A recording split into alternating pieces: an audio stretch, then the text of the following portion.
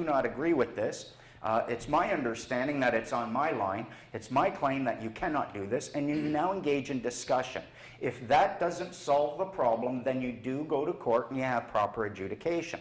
You can do this on the government, and you can claim the right to revoke consent to be represented and thus no longer governed.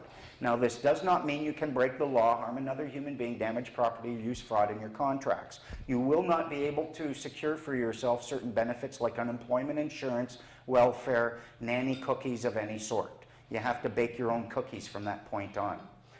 But you do become a free man on the land, where you are simply not subject to a vast number of these statutes, these regulations, these orders, and these bylaws because you haven't consented to them. You don't like this idea too much, do you? Is this rather, I can't see the look on people's faces too well, so I don't know who's picking up on it or going, but then if. Who do you? It certainly, all it does is essentially boil down to the fact that because Canada is a common law jurisdiction, the only form of government recognized as lawful is a representative one. Representation requires mutual consent. If you revoke that consent, they're no longer your representative, they're no longer your lawful government. They have no right to point to a body of words which they and they alone created and claim that this is your law. For the most part, these laws, I believe in good law. You know, the sections of the Criminal Code of Canada that refer to anyone who I'm willing to accept. They all deal with harm, they all deal with damage, they all deal with fraud. All of these other ones, if you look at the Controlled Drug Substance Act, Liquor Control Act, Motor Vehicle Act, Firearms Registration Act, it's any person who. Now a person, if you look in Black's Law Dictionary, you ask people, are you a person? You're not a person, legally speaking. You have a person. It would be like saying, my foot is my shoe. It's not the same. They provided you with this person. The person is defined in Black's Law Dictionary. It says a human being is not a person because they are a human being, but because rights and duties have been ascribed to them. Specifically, the person is that legal subject or substance of which the rights and duties are attributes. But not all human beings are persons, as was the case in Old England when there were slaves.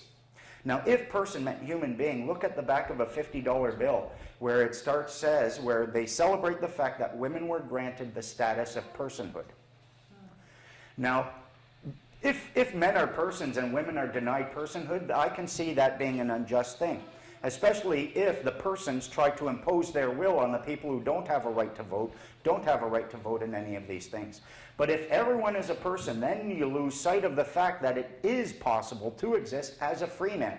In the Bible, you know what it breaks the people in the Bible down to?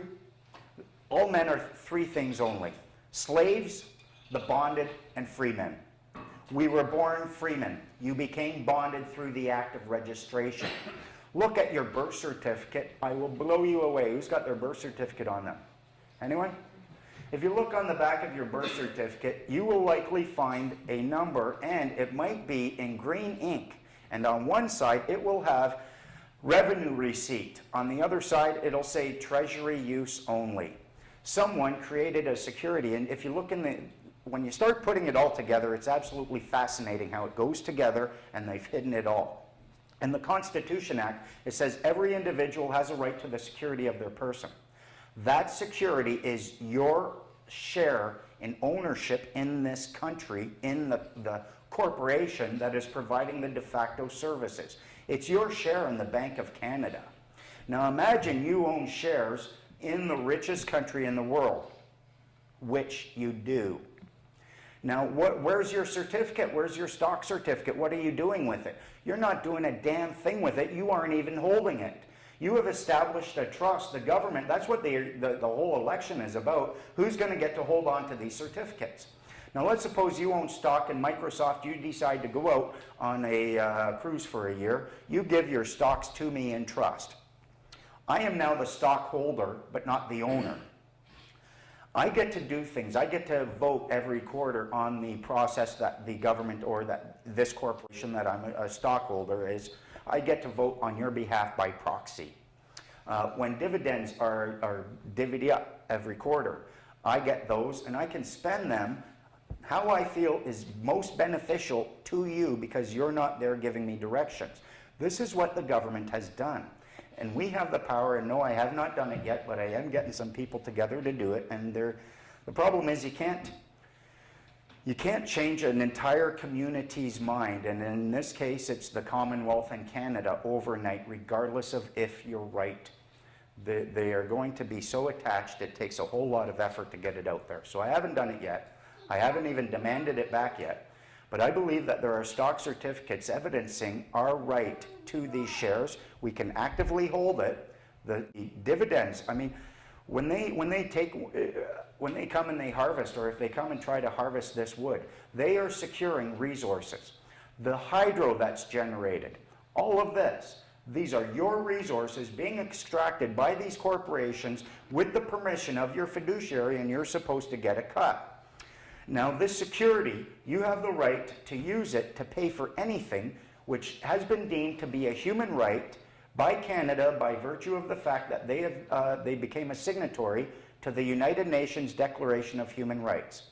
You can use it for things like education, healthcare, travel, political activism, defending yourself in court, hydro, water, basic food and clothing and shelter, basic human things that you need to survive.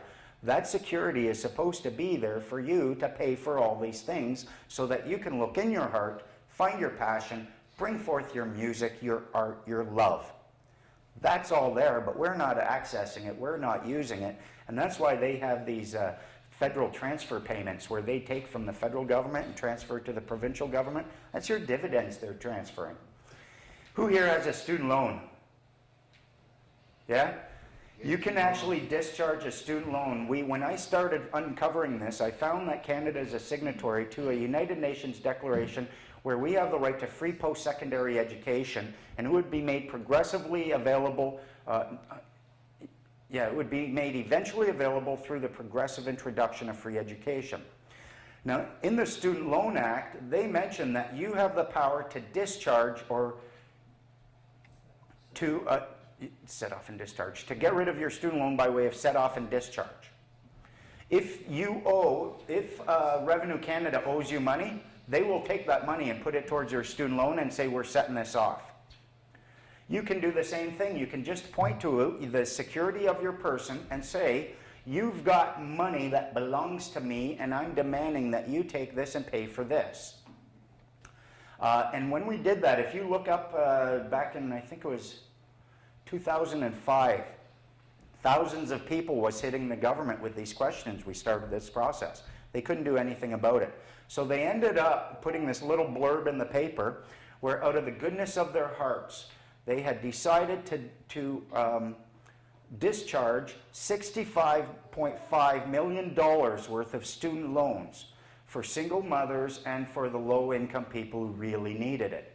And then someone else came to me and I said, okay, do this. So they go and they point out, look what you did for the low-income single moms. Show me where you can do that for them and not for me. There's nothing as a function of law that allows you to arbitrarily draw a line and say these people deserve it and you don't. So now all the people have to do to discharge their student loans is point to that, go through a simple process. And again, it's a notice of understanding where you share with them, hey, this is my understanding. This is my intent. This is what I'm going to do. I'd like to discuss this with you. I'd like to negotiate. If they refuse to do that, you say, here is my claim of right. You have 14 days to respond. If you fail to do that, my claim of right now generates the rights that I'm claiming because you failed to dispute it. It does not have to be a very complex thing. When I first made mine, I was trying to use it for the purpose of educating people.